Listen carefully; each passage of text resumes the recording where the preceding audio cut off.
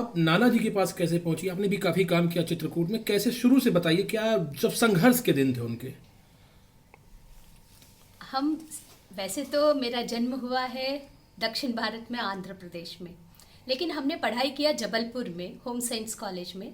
पढ़ाई करते समय हमको मान्यवर नाना जी के बारे में, वहाँ पर जो नाना जी चित्रकूट में ग्रामोदय विश्वविद्यालय खोल रहे थे, उस समय पे वहाँ पे खूब चर्चाएं मैं सुनती थी।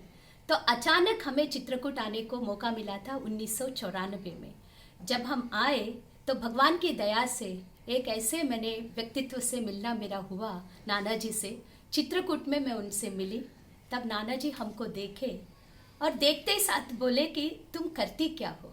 तो मैंने कहा नाना जी, हमने एमएससी किया है फूड से न्यूट्रिशन से। इतने बड़े महान व्यक्तित्व हमसे पूछते हैं फूड से न्यूट्रिशन, होम साइंस। हमने कहा हाँ, होम साइंस।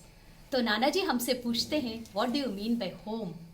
तब हमें समझ में आ गया, हम लोग जो भी पढ़ाई करते हैं वो किसी इसका नहीं होता, प्रायोगिक नहीं होता, प्रयोगों से भरा हुआ नहीं होता, इनोवेशन से भरा हुआ नहीं होता। नाना जी की उस प्रश्न, और दूसरा उन्होंने कहा था कि तुम्हारे जैसे लड़कियों को नौकरी नहीं करना चाहिए, सेवा करना चाहिए। तब तक हमारे दिमाग में था कि पढ़ाई करने के बाद पीएचडी करना है और खूब पैसा कमाना है और भारत से बाहर जाना है, क्योंकि हमारे दक्षिण भारत के लोगों की एक कल्पना होती है कि अमेरिका में ही बसने का। तो हमारे भी कल्पना वो थी। लेकिन संत तुल्य नानाजी देशमुख जी के एक वाक्य ने मेरे पूरे जीवन में परिवर्तन लाया। तब से हमने कभी भी पैसा कमाने की कोशिश नहीं किया। और नाना जी ने जिस दिन से हमको उन्होंने अपने शरण में लेकर, अपने संस्थान में लेकर काम सिखाना शुरू कर दिया, आप लोग सोच नहीं सकते। इतने बड़े महान व्यक्तित्व ऐसे छोटे छोटे काम भी कार्यकर्ताओं को सिखा सकते हैं, और छोटे से मामूली सी जो पत्थर हम लोग होते हैं उनको ऐसे तराश कर समाज के सामने लाते हैं। ये सिर्फ नाना जी ही कर सकते हैं। मैं एक छोटा सा उदाहरण आपको बताना चाहती हूँ। नाना जी को हम आके कहते थे, नाना जी उन्होंने बहुत अच्छा भाषण दिया, उन्होंने स्टेज पे ऐसा बोला। तो नाना जी हमसे कहते थे कि स्टेज पे बोलना, भाषण देना ये तो बहुत आसान है, काम करके, काम के अनुभवों के आधार पर भाषण देना ये बहुत कठिन कार्य है। हमें नाना जी 10 साल तक कभी मंच चढ़ने का मौका ही नहीं दिया। 10 साल में जो भी दीनदयाल शोध संस्थान चित्रकूट प्रकल्प में जो उद्यमिता के माध्यम से बेरोजगार नव युवक युवतियों के बीच में जो काम किया, 500 गांव के ग्राम वासियों के बीच में जो काम किया, उसके आधार पर नाना जी ने हमको कहा, एक महिला सम्मेलन हम कर रहे थे, महिला संगम, जिसमें 20,000 महिलाओं को आना था। तो नाना जी कहते हैं कार्यकर्ताओं से, अधिकारियों से, आज नंदिता भाषण देगी।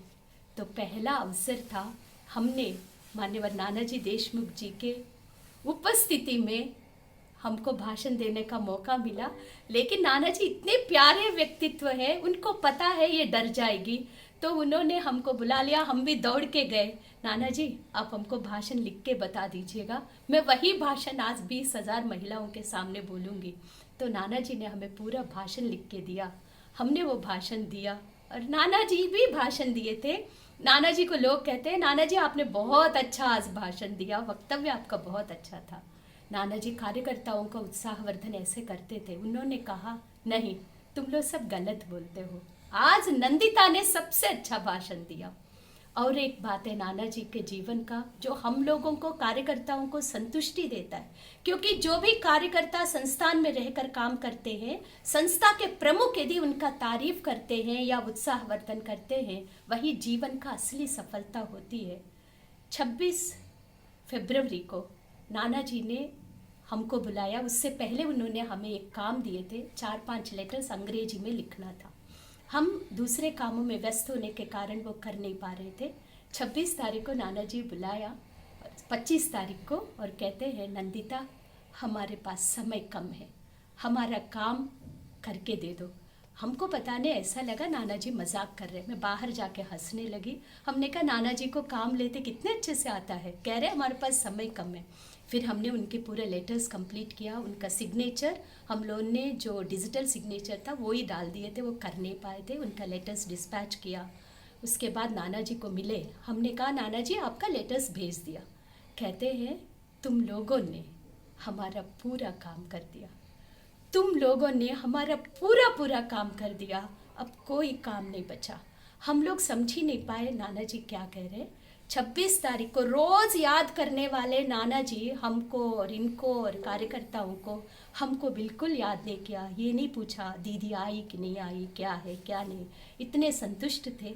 27 तारीख को वो 4 बजे अपने आप चित्रकूट से भौतिक रूप से वो चले गए।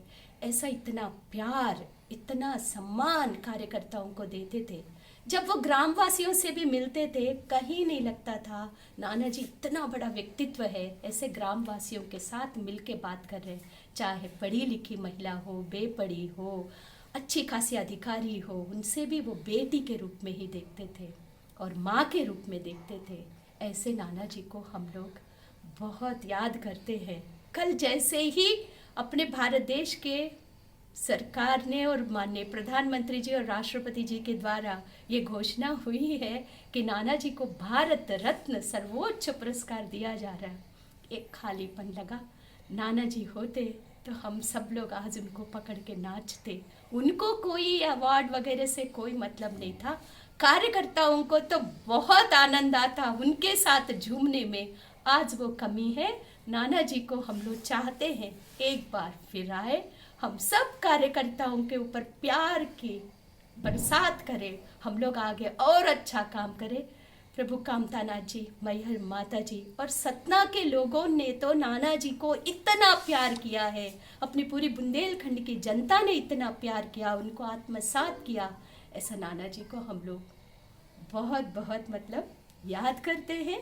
और भारत सरकार को, माननीय प्रधानमंत्री जी और महामहिम राष्ट्रपति जी को ग्रामवासियों की तरफ से, हमारे संस्था के कार्यकर्ताओं की तरफ से बहुत बहुत आभार, धन्यवाद।